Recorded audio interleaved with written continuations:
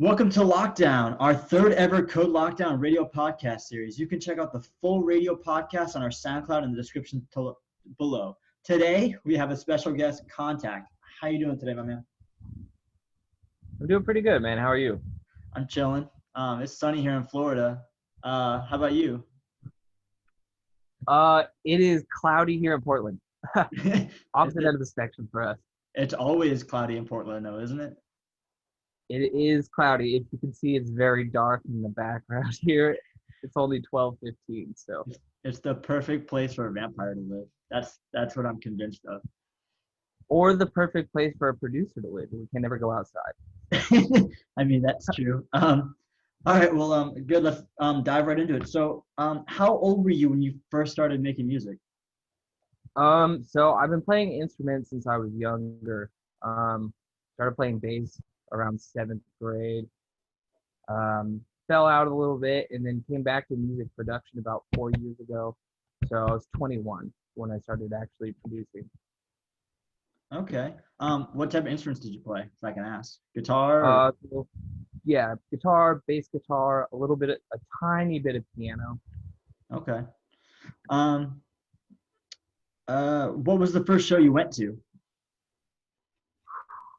So the first concert I ever went to was Bring Me the Horizon in seventh grade. Way back when, it was some like tiny hole in the wall venue, like no one knew about it. It doesn't even exist anymore. First EDM show was Excision and Liquid Stranger Helicopter Showdown, like 2014, I think. Okay. A long time ago. All right. Would you say your sounds like that influence you at all? Like, For sure. I mean, definitely like early Helicopter Showdown for sure. Like before people were really doing the heavy dubstep, it was like more kind of vibey, which is what we're shifting back to. But definitely that early heavy stuff really has had a big role in what I do now. okay. Do you think your other tastes in music, like hip hop, have influenced your sound in what way? You know what I mean? I would say so 100%.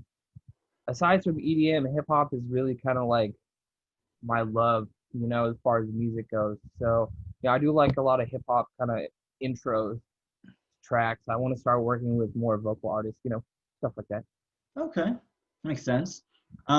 So you've also worked along some heavy-hitting dubstep and terror artists like Two Face and Squeeze. Can you tell us more how like those collabs got started and like what it was like to work with such heavy hitters? Totally. So Two Face, I got in touch with them through Chris Caden. Um, Paul from Two Face, he was what's it called? He was the A&R for Doom for Figure, and I kind of shopped around the idea uh to Andy. I said, hey, I want to get something on Doom. I don't know where to go or who to talk to. And he put me in touch with Paul, sent him some songs, and then it kind of just took off from there. We did the Hood Pass EP, and that was about the same time I was talking to Sean Schwees as well, and then we started doing some collabs. And I really feel like it ended up happening, just because we got along so well. Both of our music is like pretty heavy, it just seems like the right fit. Okay. So All right, just kind of just meshed. You know what I mean? Just happened. yeah, exactly. It just kind of happened. Okay. So it's common for artists to sometimes get like a former's writer's block. Is there anything you do to kind of get rid of it, like take long walks or work on different projects and stuff? Yeah, actually. So the two things that I usually do when I have writer's block, one, if I can't figure out something to put down in the DAW myself, I like to work on remixes. It's kind of cool because you kind of have like a base point to jump off of. You have this idea kind of laid out in front of you, and that can kind of unlock your creativity in different ways too. Taking someone else's idea and mixing and matching pieces. Or a lot of times I feel stagnant when I feel like I'm not progressing, and that, for me at least, leads to writer's block quite a bit. So if I'm not progressing, then I'll go and teach myself something. How to make a new sound or a new technique for tracks in the future. It usually works pretty well and then knock everything loose. Okay. That makes sense to me, 100%. You also Yeah. just released your track with Figure called Ravenous Flesh. Can you tell us a little more about how that got started and what it was like to work with like the OG dubstep legend himself? Oh man, he's such a cool dude. Josh is so nice. It took a really long time to get the collab out. We were emailing back and forth for like a year before we actually, decided to sit down and do the thing. So I got in touch with him actually, like I mentioned earlier, Paul from Two Face. He's really good friends with Josh, and he was kind of shopping in my music. Was trying to get a single on Doom, but then Josh kind of came back and he was like, "Well, fuck it, dude." He's like, we should just do a collab." He's like, "Let's just do a song," And Yeah, I mean, to go from just like sending someone your music to be like, "Oh, hey, let's just do a song," it's pretty crazy, that's nutty. pretty wild. um, Yeah. and then you also released on big labels such as like Dirty Snatcher Records with your most recent song Hyperdrive and other labels such as Dead Cell Audio. Is there any other labels you'd like to see yourself on? Yeah. I had a release. It was supposed to come out on Bygore back in May, and it ended up falling through. But I was super disappointed at first. But I almost feel like it's kind of fueled the fire like so much more. I'm like, okay, cool. It didn't work out. Like I need to push harder. Yeah. So right now I'm really pushing to get on Bygore. I'd love to be on DTMO. Of course, Subsidia. That's what everyone's freaking out about right now. Yeah. Oh, But you know, Subsidy is huge. medium labels before the big boys. I understand that. But you got to put in the work, and you've definitely been putting in the work, man. So it one day. True. Um, Hopefully, if you could give a piece of advice to an up and coming artist, what would you tell them? believe in yourself.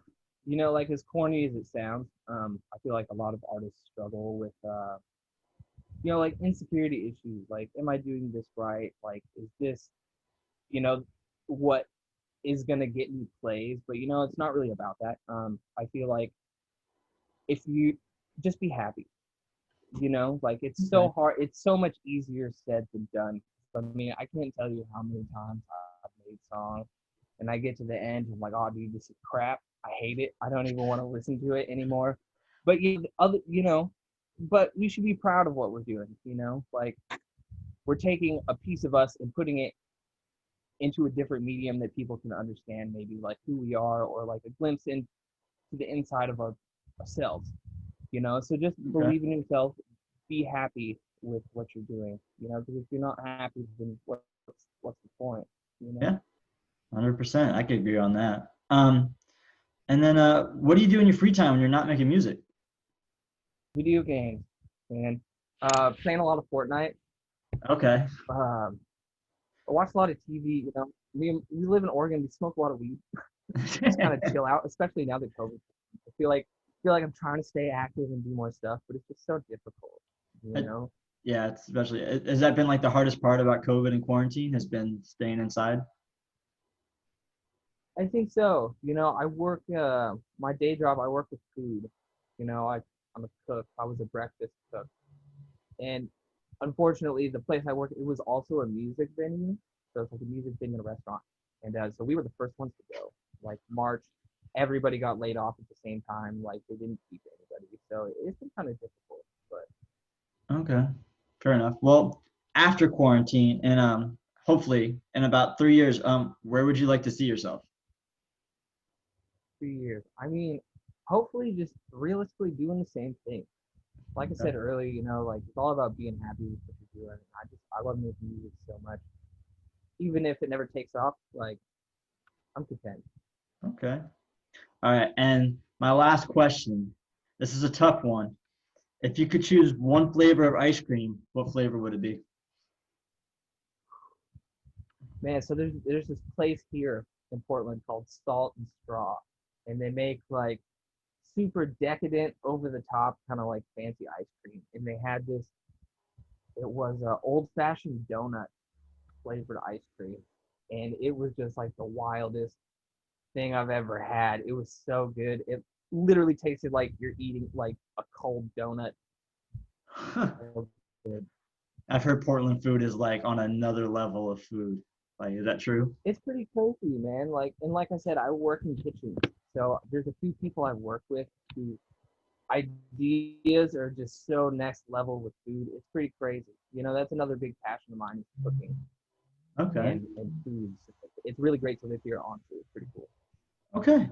All right, man. Well, thank you, Contact, for coming out. We really appreciate you talking to us. I also have to say thank you for everyone for tuning in. We can't wait to see you on the next down. Thank you for coming out, my man.